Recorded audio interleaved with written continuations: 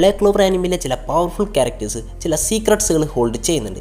ഇത് അറിയുമ്പോൾ നമ്മൾ അവരെക്കുറിച്ച് എന്തായിരുന്നു മനസ്സിലാക്കി വെച്ചിരുന്നത് അത് പൂർണ്ണമായിട്ടും മാറി. ഇങ്ങനെയുള്ളൊരു 5 ക്യാരക്ടേഴ്സിനെ കുറിച്ചാണ് നമ്മൾ ഇന്നത്തെ വീഡിയോയിൽ നോക്കാൻ പോകുന്നത്.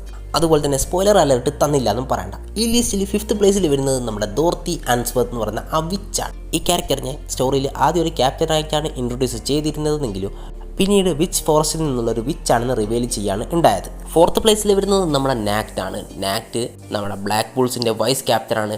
നമ്മുടെ സ്റ്റോറിയിൽ ആ എൻട്രൻസ് തന്നെ എല്ലാവരെയും ഷോക്ക് ചെയ്ത് കളഞ്ഞിരുന്നു. അതുപോലെ തന്നെ നാക്ട് ഒരു നോബിൾ ഫാമിലിയിൽ മെമ്പറാണ്. ഈ നോബിൾ ഫാമിലി ആണെങ്കിൽ ഡെവിൾ റിച്വൽസും അതുപോലെ തന്നെ ഡെവിൾസുമായിട്ടുള്ള ഒരുപാട് കാര്യങ്ങൾ ചെയ്തു വരുന്ന ഒരു ഫാമിലിയാണ്. അതുമാത്രമല്ല 4 മീഡ്രാഗ് ഡെവിൾസ് വരെ നമ്മുടെ നാക്ടിൻ്റെ കൂടെയുണ്ട്. പിന്നെ ഈ ലിസ്റ്റിൽ വരുന്നത് നമ്മുടെ യൂനോ ആണ്. നമ്മൾ വിചാരിച്ചത് ആസ്റ്റാനപ്പോൾ തന്നെ നമ്മുടെ യൂനോ ഒരു ഓർഫൻ ആണെന്നാണ്. പക്ഷേ പിന്നീട് സ്പേഡ് കിൻഡത്തിലെ ലോസ്റ്റ് പ്രിൻസ് ആണ് നമ്മുടെ യൂനോ എന്ന് പിന്നെ റിവീൽ ചെയ്യുന്നുണ്ട്. ഈ ലിസ്റ്റിൽ 2nd പ്ലേസിൽ വരുന്നത് നമ്മുടെ യാമി സുക്കി ഹീറോ ആണ്. നമ്മൾ വിചാരിക്കുന്നത് നമ്മുടെ ഡാർക്ക് മാജിക്കുള്ള ഒരു ഫോറിനർ ആണെന്നാണ്. പക്ഷേ പിന്നീട് ഇത് റിവീൽ ചെയ്യുന്നുണ്ട് യാമി തൻ്റെ ഹോംലാൻഡിലെ ഒരു നോബിൾ ഫാമിലിയിലെ മെമ്പറാണെന്ന്.